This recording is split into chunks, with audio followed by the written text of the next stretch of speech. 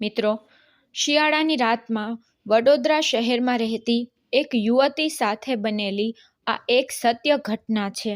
તો થોડો સમય કાઢીને આ ઘટનાને અંત સુધી જરૂરથી સાંભળજો. મારું નામ નમ્રતા છે અને આજે હું તમને મારા જીવનની એક એવી ઘટના જણાવવા જઈ રહી છું જે સાંભળી તમે પણ ભાવુક થઈ જશો. હું અને મારો પરિવાર વડોદરા શહેરમાં રહેતા હતા. મારા પરિવારમાં મારા મમ્મી પપ્પા અને હું એમની એકની એક સંતાન હતી. આજથી 25 વર્ષ પહેલાંની વાત છે, જ્યારે મારા મમ્મી પપ્પા અમારું વતન છોડીને શહેર કામ ધંધો કરવા માટે આવ્યા. મારા દાદા દાદીના અવસાન પછી અમારું જે મકાન હતું એ ભાઈઓ ભાગમાં હોવાથી મારા કાકાએ આ મકાન મારા પપ્પા પાસેથી પડાવી લીધું અને પછી મારા પપ્પાને પણ ત્યાં રહેવામાં કોઈ પણ પ્રકારનો રસ ન હતો. તેથી તેઓ શહેરમાં રહેવા માટે આવી ગયા. મારા પપ્પા શહેરની ગલીઓમાં જઈને નાની મોટી વસ્તુઓ વેચીને અમારું ઘર ચલાવતા. મારા મમ્મી અને પપ્પાના લગ્નને 2 વર્ષ બાદ મારો જન્મ થયો અને ભગવાને મારા ઘરમાં એક ખુશી તો આપી, પરંતુ એની સામે મારા મમ્મીનો જીવ લઈ લીધો. મને જન્મ આપતી વખતે મારા મમ્મી મૃત્યુ પામ્યા. મેં તો આજ સુધી મારા મમ્મીનો ચહેરો પણ નથી જોયો. કદાચ મારા જેવી એવા ઘણા અભાગ્ય બાળકો હશે કે જેણે આજ સુધી પોતાની માનો પ્રેમ મળ્યો નહીં હોય, પરંતુ મારા પપ્પાએ મને આ વાતની જરા પણ કમી રહેવા દીધી ન હતી. એક પિતા માટે એના નવજાત બાળકને એની મા વગર મોટું કરવું એ ખૂબ અઘરું હોય છે, અને એમાં પણ મારા પપ્પા બંનેનો પ્રેમ આપી મારા કાળજી રાખી અને મને મોટી કરી.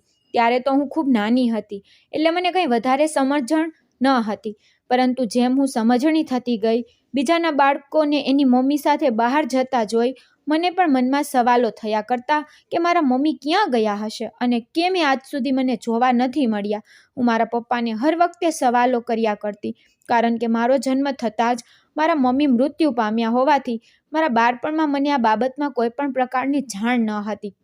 બધા બાળકોને પોતાની મા સાથે જોઈને મને પણ મારી મમ્મી ખૂબ યાદ આવતી, અને પછી તો મારા પરિવારમાં હું અને મારા પપ્પા અમે બંને જ રહેતા હતા.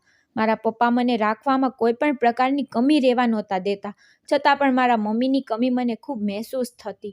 અને કદાચ એક મા વગરનું બાળક જ્યારે ઝબકીને ઊંઘમાંથી જાગી જતું હશે, ત્યારે કોણ એને છાતીએ લગાડીને સંભાળતું હશે? આ વેદના હું કોઈ પણને વર્ણવી શકું એમ ન હતી. એક દિવસ હું મારી શાળાએ જતી હતી અને રસ્તામાં જતી વખતે મેં એક નાનકડા બાળકને રસ્તામાં કંઈક વસ્તુ લેવા માટે જીદ કરતા જોયો, અને એની માતા એને સમજાવી રહી હતી. થોડી વાર રહીને એની માતાએ આ બાળકને એક આઈસ્ક્રીમ લઈ આપ્યો, અને પેલું બાળક ખુશ થઈને એની માતાના ખોળામાં બેસીને આ આઈસ્ક્રીમ ખાવા લાગ્યું. આ જોઈ મને પણ મનમાં થવા લાગ્યું કે પપ્પા તો કયા કરે છે કે મમ્મી થોડા દિવસ માટે બહાર ગઈ છે, તો એને મારી જરા પણ ચિંતા નહીં હોય. મને પણ એની સાથે આવી રીતે રહેવું છે, એના ખોળામાં બેસવું છે. પછી તો મેં એ દિવસે મારા પપ્પાને પૂછી લીધું કે મમ્મી કેમ આજ સુધી આવી નથી, અને મારે એને એકવાર જોવી છે. પપ્પાનો ચહેરો જોઈને સમજાતું હતું કે એ મને જવાબ આપી શકે એવી હાલતમાં નથી. એની આંખમાં આવતા પાણીને હું એ ઉંમરમાં સમજી શકતી ન હતી. પછી મારા પપ્પાએ મને સમજાવતા કહ્યું, મારી દીકરી, એવું કંઈ નથી બેટા, બસ તારા નાનીની તબિયત ખરાબ હોવાથી તારા મમ્મી ત્યાં રોકાવા માટે ગયા છે. એ હરરોજ તારા ખબર અંતર પૂછ્યા કરે છે, અને જો તારે એની સાથે વાત કરવી હોય તો હાલ આ કાગળ, અને એમાં તારે જે કંઈ પણ પૂછ્યું હોય એ તારા મમ્મીને લખી નાખ. પપ્પાની આ વાત સાંભળતા જ હું તો ખુશીના મારે પપ્પાના હાથમાંથી એક કાગળ લઈને મારા સ્કૂલ બેગમાંથી તૂટેલી ફૂટેલી પેન્સિલ લીધી, જાડી અણીવાળી પેન્સિલ, અને મારા તૂટેલા ફૂટેલા અક્ષર સાથે એક કાગળ પર લખવાનું શરૂ કરી દીધું. મારી વહાલી મમ્મી, તું ક્યાં જતી રહી છે? મને તારી બહુ યાદ આવે છે. મને એકવાર તમને જોવાનું ખૂબ મન થયું છે. બધા બાળકો પોતાની મમ્મી સાથે ક્યાંક ને ક્યાંક જતા હોય છે. તમે ક્યારેય ઘરે પાછા આવશો અને મને એ લોકોની જેમ બહાર લઈ જશો? શું તમને જરા પણ મારી યાદ નથી આવતી? તમને તો એ ખબર નહીં હોય કે ચોકલેટ આઈસ્ક્રીમ મારું ફેવરિટ છે. જ્યારે પેલું બાળક પોતાની મમ્મી પાસે જીદ કરતું હતું, એ દિવસથી મેં નક્કી કર્યું છે કે જ્યાં સુધી તમે મને આઈસ્ક્રીમ નહીં ખવડાવો, ત્યાં સુધી હું મારું ફેવરિટ આઈસ્ક્રીમ નહીં ખાઉં. પપ્પા મારું ખૂબ ધ્યાન રાખે છે અને મને રોજ કહ્યા કરે છે કે તારા મમ્મી જલ્દી આવી જશે, છતાં તમે આવતા નથી. શું તમને પણ મારી યાદ આવે છે? જલ્દી ઘરે પાછા આવી જજો. પછી મેં આ કાગળ મારા પપ્પાને આપી દીધો, અને એમણે કહ્યું કે આ કાગળ મમ્મી સુધી પહોંચી જશે, અને મારો આ કાગળ વાંચતા જ મમ્મી ઘરે પાછા આવી જશે. એ દિવસે રાત્રે તો મને જરા પણ ઊંઘ ન આવી કે ક્યારે આ કાગળ મારા મમ્મી પાસે પહોંચશે અને ઝડપથી ઘરે મારી મમ્મી મારી પાસે આવી જશે. એ વાતને પણ 3-4 દિવસ વીતી ગયા. હું મારા પપ્પાને ફરી પૂછ્યા કરતી કે મમ્મીનો હજી સુધી કેમ કંઈ જવાબ ન આવ્યો. અને એ દિવસે મારા પપ્પા ચહેરા પર એક સ્મિત કરીને કહેવા લાગ્યા કે બેટા, આજે જ તારા મમ્મીનો કાગળ આવ્યો છે અને સાથે સાથે હાલે તારા માટે એક સરસ મજાની વસ્તુ મોકલી છે. મેં પપ્પાને હાથમાં જોયું તો એક નાનકડા કાગળ સાથે ચોકલેટ આઈસ્ક્રીમનો ડબ્બો પણ હતો. પછી તો હું ખુશ થઈ ગઈ કે મારા મમ્મીએ મારી માટે આ આઈસ્ક્રીમ મોકલ્યો છે અને સાથે આવેલો એ નાનકડો પત્ર જેમાં મારા મમ્મીએ મારી માટે કઈ કઈ વસ્તુઓ લીધી છે અને એમ મને કેટલા યાદ કરે છે એ બધું જ લખ્યું હતું. અને હું તો ખુશીના મારે મારા પપ્પાને ભેટી ગઈ. મારા પપ્પા પણ મને ખુશ જોઈને ખૂબ રાજી થયા. આવી જ રીતે દિવસો પસાર થતા ગયા. રોજ સવારે ઉઠતાની સાથે જ હું મારા પપ્પાને પૂછ્યા કરતી કે મમ્મી આજે આવી જશે અને એ રોજ મને આવો જ જવાબ આપ્યા કરતા. મારા પપ્પા પોતાનો નાનકડો એવો ધંધો કરતા હતા. દિવાળીના સમયમાં એ ફટાકડા અને રંગો લઈને આસપાસની શેરી ગલીઓમાં લાડી લઈને આ બધી વસ્તુઓનું વેચાણ કરતા. અમારા ઘરની પરિસ્થિતિ તો અતિ નબળી હતી, છતાં મારા પપ્પાએ આ વાતની કોઈ પણ કમી મને રહેવા દીધી ન હતી. પોતે દિવાળીના સમયમાં ફટાકડા અને રંગો લઈને બીજાના ઘરના શણગારને વધારે પડતું અમારા ઘરમાં ક્યારેય પણ એવી રોશની જોવા મળે ન હતી. એક દિવસ મારી શાળામાં મધર્સ ડેનું આયોજન કરવામાં આવ્યું હતું અને આ ફંક્શનના 2 દિવસ પહેલાં જ અમને શાળામાંથી કહેવામાં આવ્યું કે આ દિવસે બધા પોતાના મમ્મીને લઈને શાળાએ આવવાનું છે. હું તો ખૂબ ખુશ હતી કે ઘરે જઈને તરત જ પપ્પાને કહી દઉં કે મમ્મીને મારી શાળાએ આવવું પડશે. ઘરે જઈને મેં તરત જ મારા પપ્પાને આ બાબતમાં વાત કરી અને મારા પપ્પા એકદમ મૌન થઈને બેસી ગયા. એ સમયે હું 12 વર્ષની થઈ ગઈ હતી અને પછી હું મારા પપ્પા પાસે જીદ કરવા લાગી કે તમે આજ સુધી મને મમ્મીને મળવા માટે પણ નથી લઈ ગયા અને સામે મમ્મી પણ આજ સુધી આપણી પાસે અહીંયા નથી આવ્યા, તો ખરેખર માએ ક્યાં ગયા છે અને કેમ હજુ સુધી પાછા આવ્યા નથી. મારી આ વાત સાંભળતા જ પપ્પા મને ગળે લગાવીને રડવા લાગ્યા. મને તો કંઈ સમજાતું નહોતું કે આ પપ્પા કેમ રડી રહ્યા છે. પછી પપ્પાએ પોતાની રડતી આંખો, ઉદાસ ચહેરો અને મારા માથા પર હાથ મૂકીને કહ્યું કે બેટા, મને માફ કરજે, મેં તારાથી ખોટું બોલ્યું હતું. તારા મમ્મી તો ભગવાન પાસે ચાલ્યા ગયા છે, હવે આ દુનિયામાં નથી રહી. મારા પપ્પાએ મને જણાવ્યું કે મને જન્મ આપતી વખતે મારા મમ્મી અવસાન પામ્યા. પપ્પાની આ વાત સાંભળતા જ હું થોડીવાર માટે પથ્થર જેવી મીંઢ બની ગઈ. મને આજ સુધી મારા પપ્પાએ જે કંઈ પણ જવાબ અને બહાના આપ્યા હતા એ મારા મગજમાં ફરવા લાગ્યા અને મને ખૂબ લાગી આવ્યું. હું મારા પપ્પા પર ગુસ્સો કરીને બહાર ચાલતી થઈ ગઈ. મારા પપ્પા મારી પાછળ દોડતા આવ્યા કે બેટા, મને માફ કરી દે, પણ હું તને તારી લાગણીને ઠેસ પહોંચાડવા નહોતો માંગતો, એટલા માટે તને તારા મમ્મી વિશે આવું કહેતો હતો. પરંતુ હું એમની કોઈ પણ વાત માનવા તૈયાર ન હતી, કારણ કે એમના આવા બધા જવાબથી મારું દિલ તૂટી ગયું હતું અને એ હકીકત મને ખબર પડી ગઈ હતી કે મારા મમ્મી તો આ દુનિયામાં રહ્યા જ નથી. હું એ ખૂણામાં જઈને ખૂબ જોરથી રડવા લાગી. આજ સુધી હું એમ સમજતી હતી કે મારા મમ્મી મારા નાનીને ત્યાં ગયા છે અને હકીકત કંઈક અલગ જ હતી. મેં મારા પપ્પા સાથે બોલવાનું પણ છોડી દીધું. એ મને હરેક વસ્તુમાં મનાવ્યા કરે અને હું એમને કંઈ પણ પ્રકારનો જવાબ આપતી ન હતી. આ વાત મને એટલી મનમાં લાગી ગઈ કે મને તાવ આવી ગયો. મારા પપ્પા હંમેશાની જેમ મારી કાળજી રાખતા હતા અને એમનો ચહેરો પણ ચિંતા જોઈને હું પણ થોડી ઢીલી થઈ ગઈ. હું મારા પપ્પાની પરિસ્થિતિ ખૂબ સારી રીતે સમજવા લાગી અને પછી મેં મારા પપ્પાને કહ્યું, પપ્પા, મને ખબર છે કે મને મમ્મીની કમી મહેસૂસ નહીં થાય, એટલા માટે તમે મને હંમેશા આવું કહ્યા કરતા, પણ હવે હું સમજી ગઈ છું અને તમે એકલા નથી. આપણે બંને એકબીજાની સાથે રહીશું. તમે મારા માટે મમ્મી અને પપ્પા બંને બનીને દેખાડ્યું છે. અને આ સાંભળતા જ મારા પપ્પા મારા માથા પર હાથ મૂકીને રડવા લાગ્યા. બીજા દિવસે મધર્સ ડે હતો. હવે હું શાળાએ શું જવાબ આપીશ એ ચિંતા મને સતાવા લાગી અને સવાર પડતાની સાથે જ મેં મારા પપ્પાને કહ્યું કે તમે મારી સાથે મારી શાળાએ આવશો. મારા પપ્પા પણ વિચારમાં પડી ગયા કે મધર્સ ડે પર એ કેવી રીતે મારી શાળા પર આવી શકે. હું એમને લઈને મારી શાળાએ પહોંચી ગઈ. મારી ક્લાસના વિદ્યાર્થીઓ મારા પપ્પા સામે જોવા લાગ્યા અને પછી મારી સામે હાથ કરીને ખડખડાટ હસતા રહ્યા. વિદ્યાર્થીને આવેલા મમ્મીઓ પણ મારી અને મારી પપ્પા સામે જોતા રહ્યા.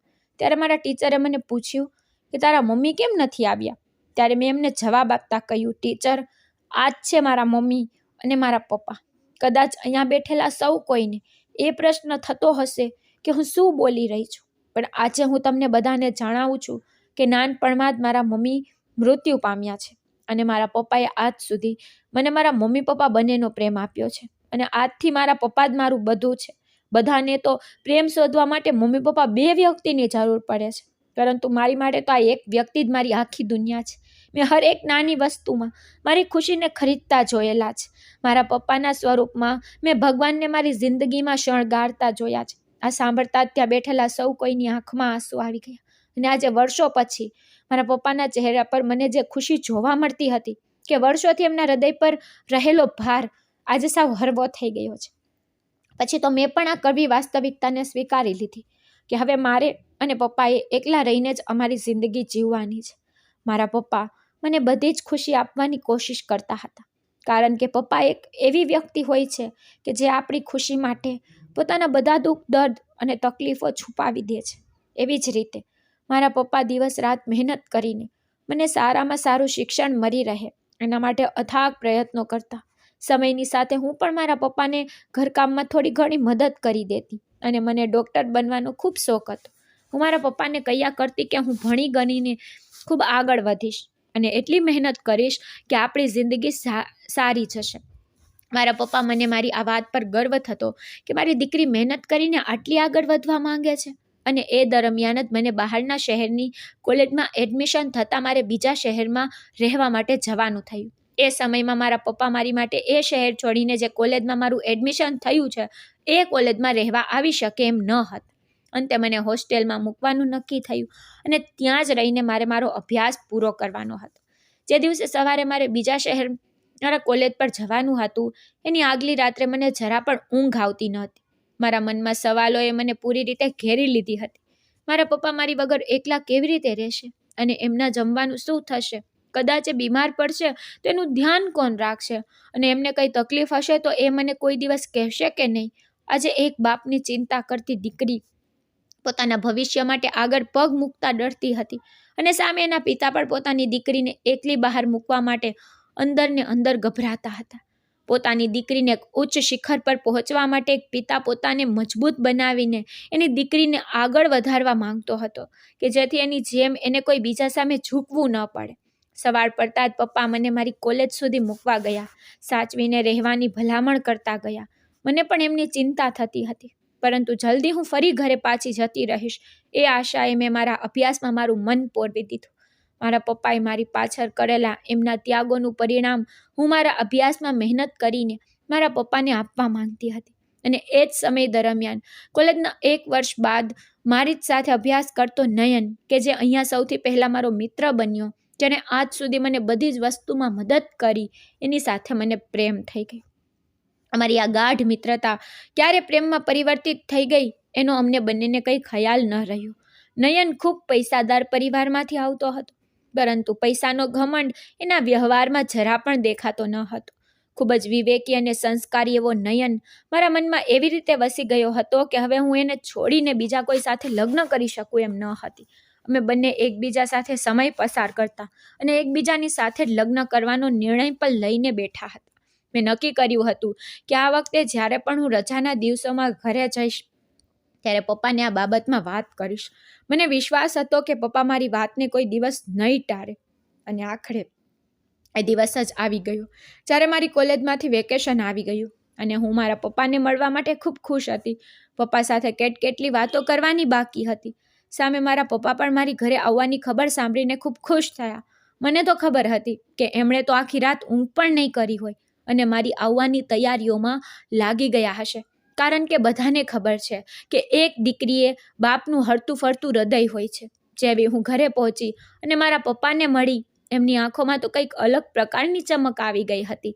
જાણે તો વર્ષોથી રામની રાહ જોતી શબરીની કોટડીમાં આજે સાક્ષાત શ્રી રામ પધાર્યા હોય એવી ખુશી મારા પપ્પાના ચહેરા પર મને સ્પષ્ટ રીતે દેખાતી હતી. મને પણ હોસ્ટેલમાં મારા પપ્પાની ખૂબ યાદ આવતી હતી, પરંતુ મારા અભ્યાસને લીધે મારે એમનાથી દૂર રહેવું પડે એમ હતું. પછી તો એક દિવસે રાત્રે જ્યારે અમે બંને બાપ દીકરી જમવા બેઠા એ સમયે મેં થોડી હરવાશથી મારા પપ્પાને વાત કરી. પપ્પા, હું તમને એક અગત્યની વાત કહેવા માંગુ છું.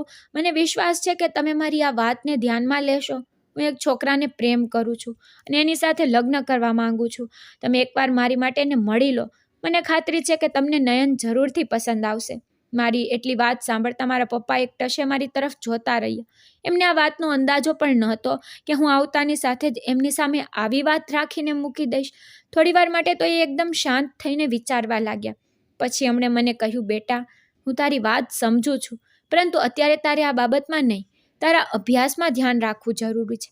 પહેલાં તારો અભ્યાસ સારી રીતે પતાવી લે, પછી આ બાબતમાં વાત કરીશું. હું મારા પપ્પાની વાત માનીને આ વાતનો અંત લાવી દીધો, અને જ્યારે પણ મારો અભ્યાસ પૂરો થશે ત્યારે આ બાબતમાં ફરી ચર્ચા કરીશું એમ સમજીને મારા કામમાં લાગી ગઈ. આ વેકેશનના દિવસો કેવી રીતે મારા ઘરે પસાર થઈ ગયા એ ખબર જ ન પડી. મારા પપ્પા રોજ નવી નવી વસ્તુઓ મારા માટે લેતા આવે. ભલે એ ખૂબ સામાન્ય પરિસ્થિતિમાં રહેતા હતા, પરંતુ મારી માટે કંઈક ને કંઈક અલગ મથામણ કર્યા કરતા. અંતે તો મારે ફરી કોલેજ પર જવાનો સમય આવી ગયો. એ દિવસે રાત્રે અમે બંને બાપ દીકરી બહાર જમવા માટે ગયા. શિયાળાના દિવસો હતા.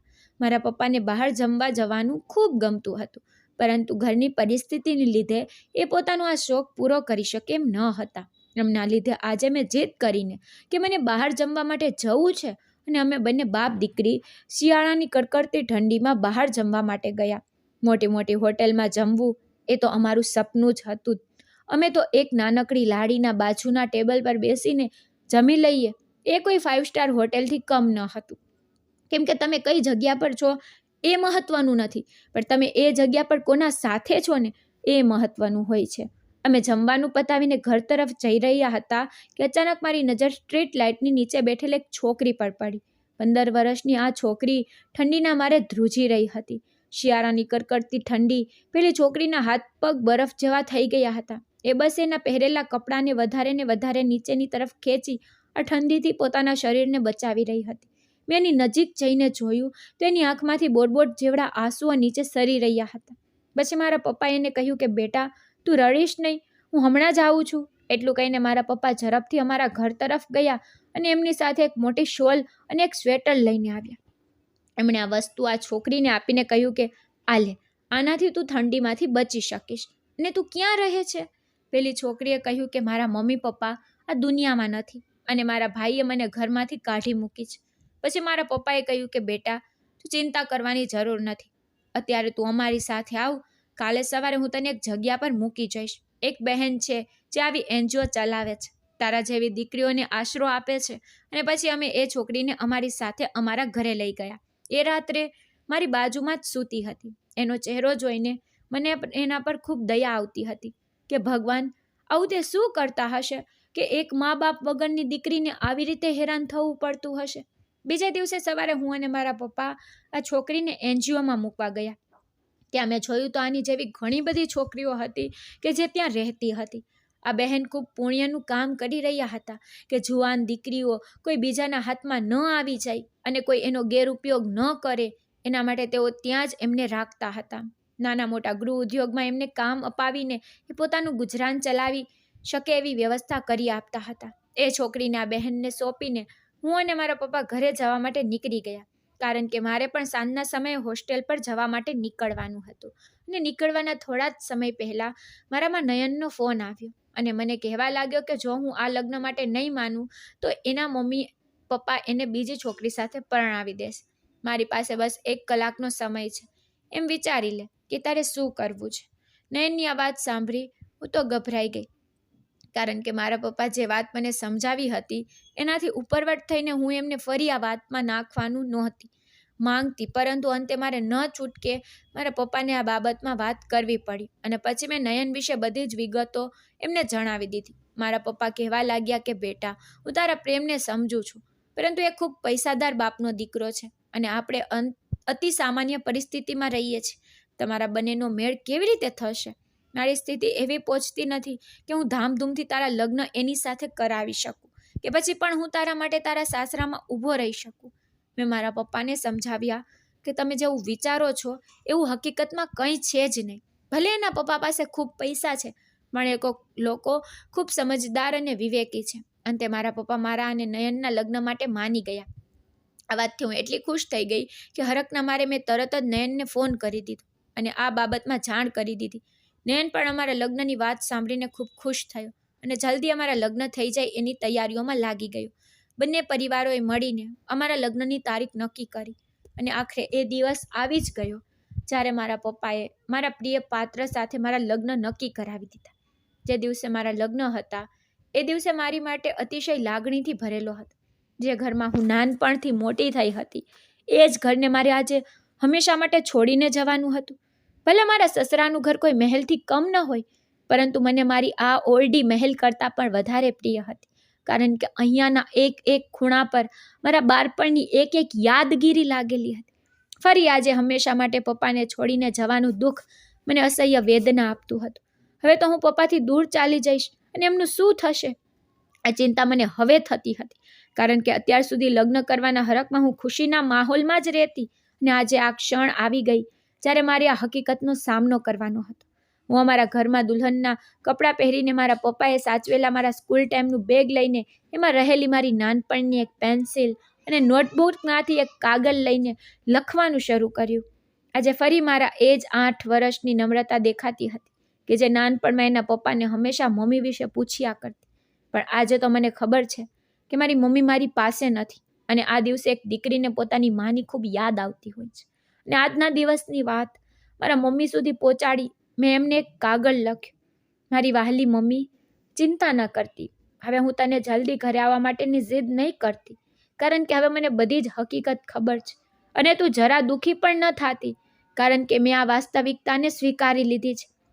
છતાંય જરૂર કહીશ કે તારા વગર મારી અને પપ્પાની જિંદગી ખૂબ અધૂરી છે. ભલે મેં તને આજ સુધી જોઈ નથી, પણ તને હરરોજ મહેસૂસ કરી શકું છું. કદાચ માનો પ્રેમ શું હોય છે, કેવો હોય છે, એ તો હું નથી જાણતી, પરંતુ હું ઈશ્વરને પ્રાર્થના કરું છું કે આવતા જન્મમાં મને તમારી જ દીકરી બનાવે. અને આ જન્મમાં જે હું તમારી સાથે નથી જીવી શકી, એ હું આવતા જન્મમાં તમારી સાથે જીવવા માંગુ છું. બસ આજે હું પણ તારી જેમ પપ્પાને છોડીને જઈ રહી છું. કદાચ હું તો ત્યાં બેઠી બેઠી પપ્પાને નહીં જોઈ શકું, પરંતુ પપ્પા હંમેશા કહ્યા કરે છે કે મમ્મી આકાશમાંથી આપણને જોઈ રહી છે. તો બસ મારી આટલી વિનંતી છે કે મારા પપ્પાનું ધ્યાન રાખજો. કદાચ આજે તમે મારી સાથે હોત તો મારો આ દિવસ અધૂરો ના રહે. પણ તું ચિંતા ન કરતી મમ્મી. જ્યારે તું તારા લગ્નમાં જે કપડાં પહેરીને આવી હતી, એ જ કપડાં આજે તારી દીકરી પહેરીને એના સાસરે જઈ રહી છે. મને આશીર્વાદ આપજે, હું તારા જેવી પત્ની અને વહુ બની શકું. હજુ આગળ કંઈ લખે પહેલાં તો પાછળથી મને મારા પપ્પાનો અવાજ સંભળાય, અને મેં ઝડપથી એક કાગળ વારીને મારા મમ્મીના ફોટા પાસે મૂકી દીધો. મારા પપ્પા મને મંડપ સુધી જવા માટે બોલાવતા હતા, અને અમે બંને બાપ દીકરી એકબીજાનો હાથ પકડીને એ લગ્ન મંડપ સુધી જતા હતા. નાનપણમાં જ્યારે મારા પપ્પા મારો હાથ પકડીને પહેલા દિવસે મને સ્કૂલ સુધી મૂકવા આવતા હતા, એવી જ રીતે આજે ફરી મારા પપ્પા મારો હાથ પકડીને મને અમારી જીવનની શાળા સુધી મૂકવા આવતા હતા. એક સમય હતો જ્યારે નાનપણમાં મારા પપ્પા મને હાથ પકડીને લઈ જતા હતા, ત્યારે અમારા બંનેના ચહેરા પર ખુશીનો ભાવ હતો.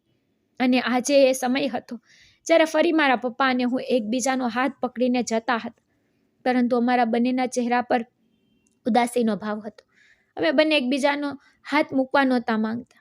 મારા પપ્પા નાનપણથી જ મારા માટે જે કંઈ પણ પૈસા ભેગા કરતા હતા, અને સાથે સાથે એમને બીજા પાસેથી પણ ઉધારે પૈસા લઈને મારે લગ્ન કરાવ્યા. ધામધૂમથી મારા લગ્ન કરાવવામાં આવ્યા, અને વિદાયના સમયે અમે બંને બાપ દીકરીમાં એટલી હિંમત ન હતી કે એકબીજાની સામે જોઈને વિદાય લઈ શકીએ.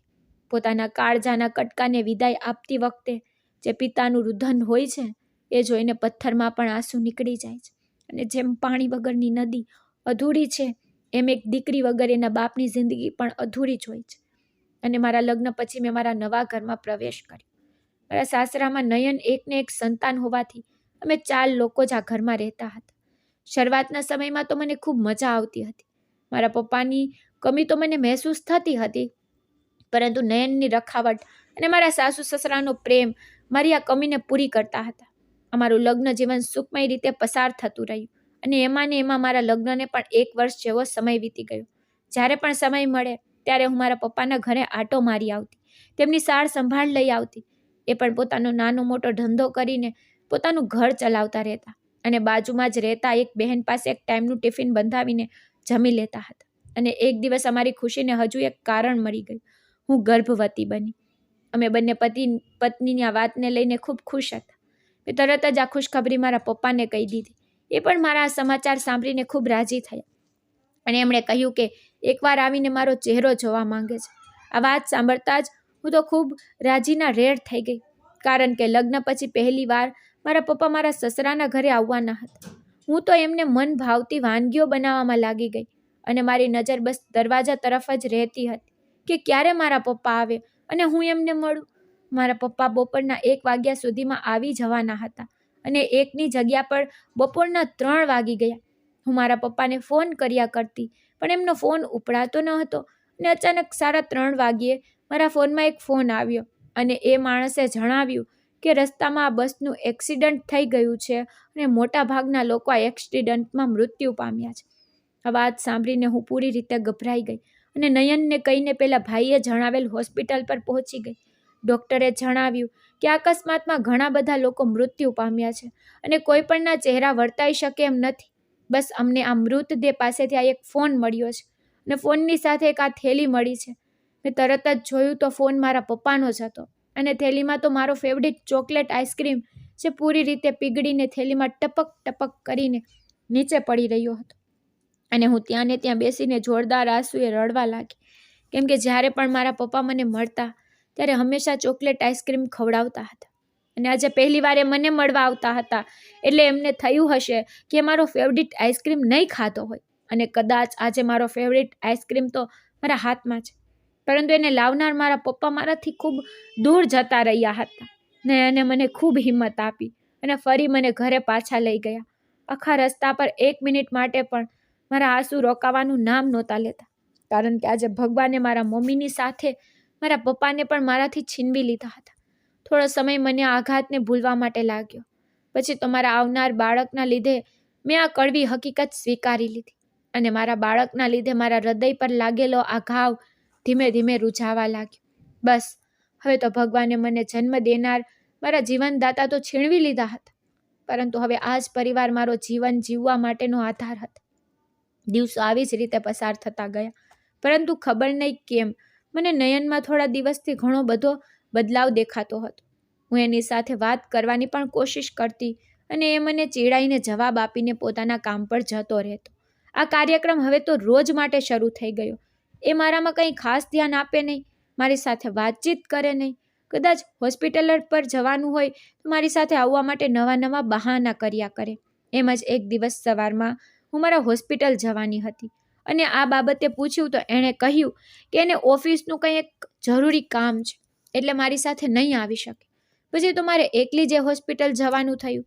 જ્યારે હું હોસ્પિટલ જતી હતી ત્યારે મેં રસ્તા પર એક એવું દ્રશ્ય જોયું જેને જોઈને મારી તો આંખો ચાર થઈ ગઈ. મિત્રો, આગળ શું બન્યું એ ઘટનાની વાત કરીએ તેના પહેલાં જો આપ ચેનલ પર નવા દર્શક હોય તો નીચે આપેલું સબસ્ક્રાઈબનું બટન દબાવીને ચેનલને અત્યારે જ સબસ્ક્રાઈબ કરી લેજો, જેથી દરેક નવા એપિસોડની માહિતી આપને સમયસર મળતી રહે. અને દરેક દર્શક મિત્રો વિડીયોને લાઈક પણ જરૂરથી કરી દેજો. મારી નજર બહાર રસ્તા પર પડી તો ગાડીની પાછળથી તરફ નયન એક યુવતી સાથે ખંભા પર હાથ લગાવીને હસતો ખેલતો ઊભો હતો. આ જોતાં જ મને મારી આંખ પર વિશ્વાસ ન થયો અને હું તરત જ ઓટો રિક્ષામાંથી ઉતરીને ત્યાં ગઈ. મને જોતાં જ એ બંનેના તો જાણે હોશ ઉડી ગયા હોય એવો ચહેરો પરના બધા હાવભાવ ઉડી ગયા અને નયન મને કહેવા લાગ્યો કે તું અહીંયા શું કરે છે? તું મારી પાછળ પાછળ ધ્યાન રાખવા આવે છે કે હું શું કરું છું અને ક્યાં જાઉં છું? મારા મગજમાં એટલો ગુસ્સો ચડી ગયો હતો કે હું હવે નયનને શું કહું એ કંઈ સમજાતું નહોતું, પરંતુ હું સીધા નિર્ણય પર આવવા માંગતી ન હતી એટલે હું કંઈ પણ કહ્યા વગર ત્યાંથી નીકળી ગઈ અને હવે પાછી ઘરે આવી ગઈ. જ્યારે સાંજના સમયે નયન ઘરે પાછો આવ્યો. એના આવતાની સાથે જ મેં તરત જ એને પૂછી લીધું કે એ છોકરી કોણ હતી અને આ બધું શું ચાલી રહ્યું છે. અમારા બંનેની આ વાત થોડી આગળ જ ચાલી ગઈ અને એ એક મોટા ઝઘડામાં પરિવર્તિત થઈ ગઈ. ગુસ્સામાં નયન બોલી ગયો, એનું નામ અપેક્ષા છે અને હું એને ખૂબ પ્રેમ કરું છું. મને હવે તારામાં કોઈ પણ પ્રકારનો રસ નથી. તારી જેમ એ નાની નાની વાતમાં મને હેરાન નથી કરતી. એ ખૂબ ભણેલ ગણેલ અને સમજદાર છોકરી છે. તારી જેમ લાગણીવાળી નહીં, પરંતુ પ્રેક્ટિકલ છોકરી છે. તારા આવ્યા વ્યવહારને લીધે જ હું કંટાળીને બીજાના પ્રેમમાં પડ્યો છું. હંમેશા તારી આગળ પાછળ ફર્યા કરો એ જ તારે જોતું હોય છે, પણ હું એવો નથી અને અપેક્ષા મારા જેવો જ માઇન્ડેન્સ ધરાવે છે એટલે મને એની સાથે રહેવાની મજા આવે છે. આટલું સાંભળતા જ મને મારા કાન પર વિશ્વાસ નહોતો થતો કે નયના શું બોલી રહ્યો છે. જ્યારે મારા પેટમાં એનું બાળક છે ત્યારે એને મારામાં રસ નથી, પરંતુ બીજી સ્ત્રીમાં રસ છે અને મારી ચિંતા અને પ્રેમ એને હેરાન કરે છે એટલે એને બીજી સ્ત્રી પાસે પ્રેમ શોધવા માટે જવું પડ્યું. અને આજ સુધી મેં પણ નયન માટે એટલું કર્યું હશે કે કદાચ એ બધું ભૂલીને જ આવી ભૂલ કરી બેઠો છે. અને એ જ વાતમાં અમારા બંનેને એવો ઝઘડો થઈ ગયો કે મને એક તમાચો પણ લગાવી દીધો. કોઈ દિવસ નહીં, અને આજે પહેલી વાર નયન અને મારા પર હાથ ઉપાડ્યો. હું તો રડવા લાગી, અને પછી નયનના ગુસ્સામાં જ મને મારો હાથ પકડ્યો અને મને દરવાજાની બહાર કાઢી મૂકીને કહેવા લાગ્યો, જા નીકળી જા, જા અહીંથી, મને તારી કોઈ જરૂર નથી. તારા આ રોજ રોજના ઝઘડાથી હું હવે સાવ કંટાળી ગયો છું. હવે મને છોડી દે અને શાંતિ લેવા દે. કોઈ દિવસ તારો ચહેરો મને બતાવતી નહીં. અને નયને મને ઘરની બહાર કાઢી મૂકી. મારા આંસુ રોકાવાનું નામ નહોતા લેતા. હવે તો મારા મમ્મી પપ્પા પણ હાજર નહોતા કે હું એમની મદદ લઈ શકું. પછી તો મારા આત્મસન્માનને લાગેલ ઠેસ સામે મને એ ઘર છોડવું વધારે યોગ્ય લાગતું હતું. અને નયન આજે એટલો હદે નીચો થઈ ગયો હતો કે એને એ પણ વિચાર ન આવ્યો કે એનું બાળક મારા પેટમાં છે, હું એની પત્ની છું. એ તો બસ પેલી સ્ત્રીના પ્રેમમાં એટલો ગળાડૂબ થઈ ગયો હતો કે મારી સાથે શું વ્યવહાર કરી રહ્યો છે એનો એને કંઈ ખ્યાલ ન હતો. હું તો ત્યાંથી નીકળીને આગળ ચાલતી થઈ. શિયાળાનો સમય હતો એટલે દિવસ ટૂંકો ને રાત લાંબી. સાંજના 7 વાગ્યા આસપાસ હું ઘરની બહાર નીકળી હતી અને રસ્તા પર બેઠા બેઠા રાતના 10 વાગી ગયા. છતાં પણ મારી સાર સંભાળ લેવા માટે કોઈ પણ આવ્યું નહોતું. પછી તો મેં મારી જાતને સંભાળી થોડી આગળ ગઈ.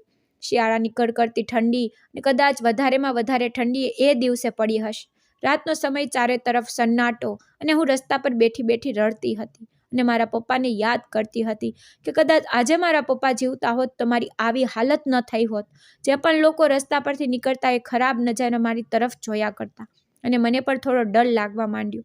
મને કંઈ સમજાતું નહોતું કે હવે હું શું કરીશ અને આવી હાલતમાં ક્યાં જઈશ. મને હવે મારા પપ્પાના કહેલા શબ્દો પર વિશ્વાસ આવતો હતો.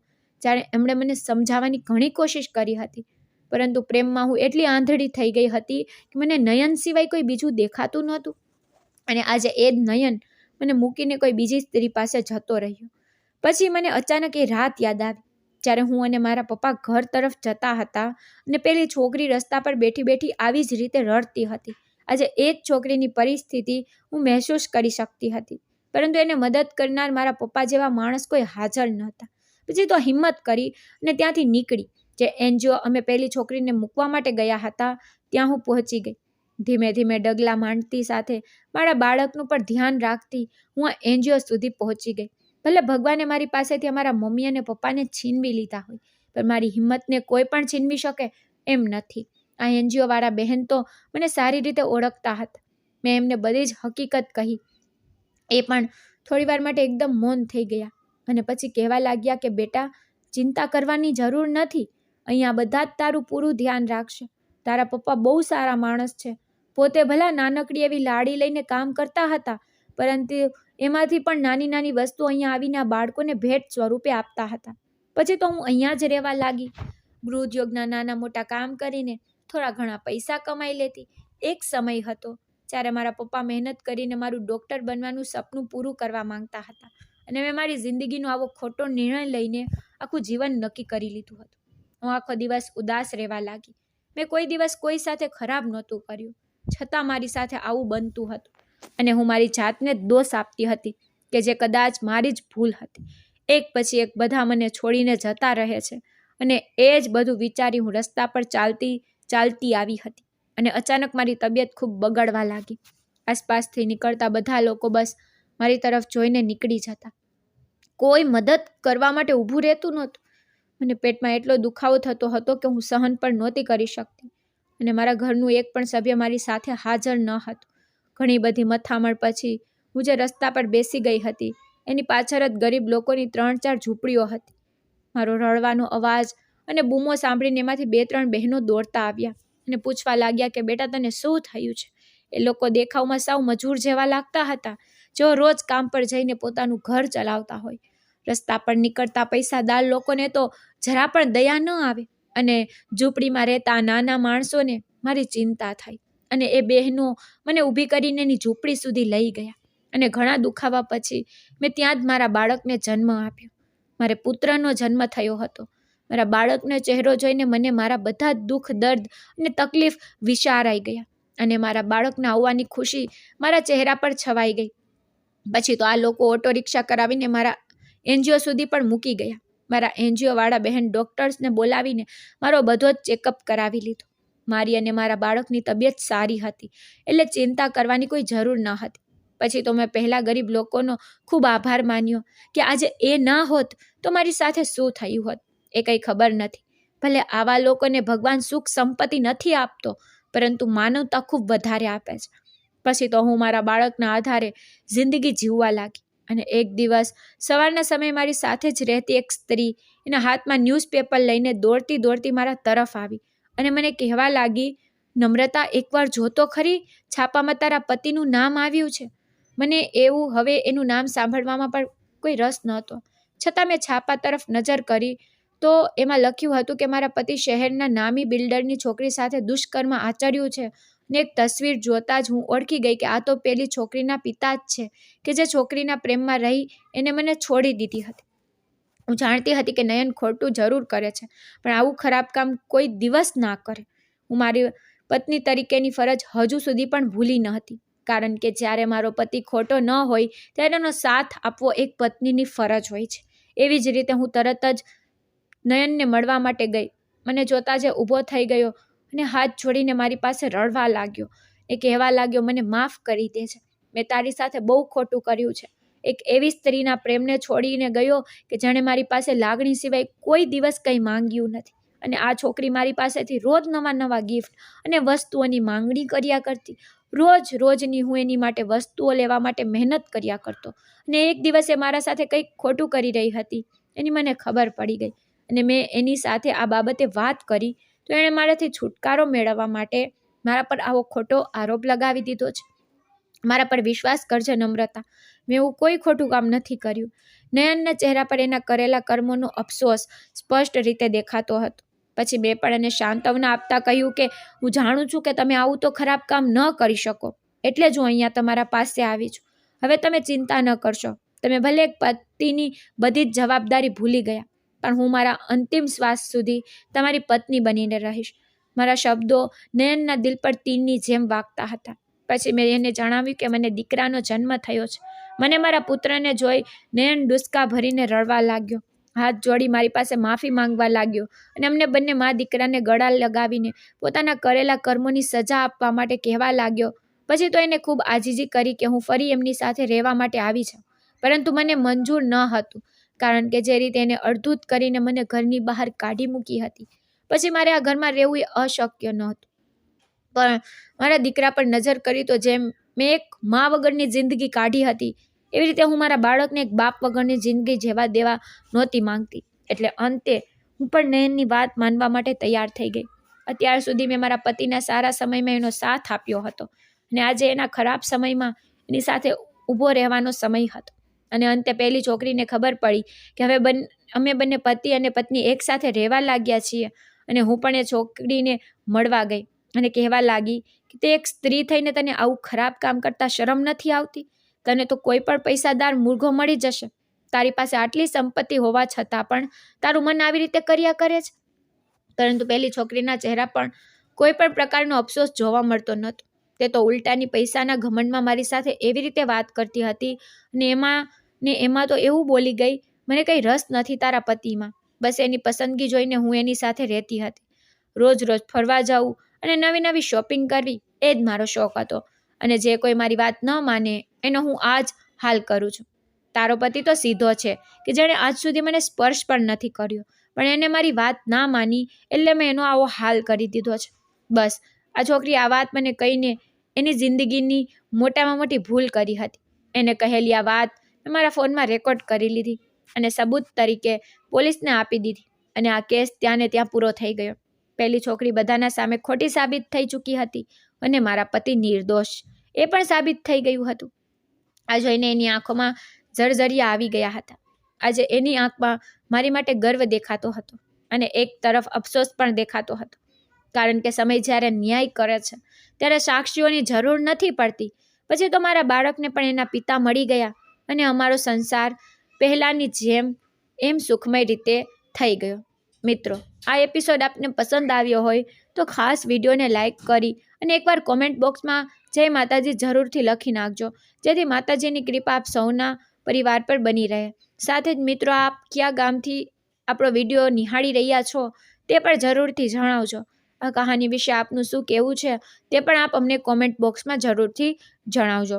અને ખાસ મિત્રો, આપણી આ ચેનલને સબસ્ક્રાઈબ કરવાનું ભૂલશો નહીં, જેથી આવી જ સત્ય ઘટના અને સત્ય ઘટના પર આધારિત કહાની આપને સમયસર સંભળાવવા મળતી રહે. ફરી મળીશું મિત્રો કોઈ નવા એપિસોડ સાથે. ખૂબ ખૂબ ધન્યવાદ. જય મા ગાત્રા. જય શ્રી કૃષ્ણ.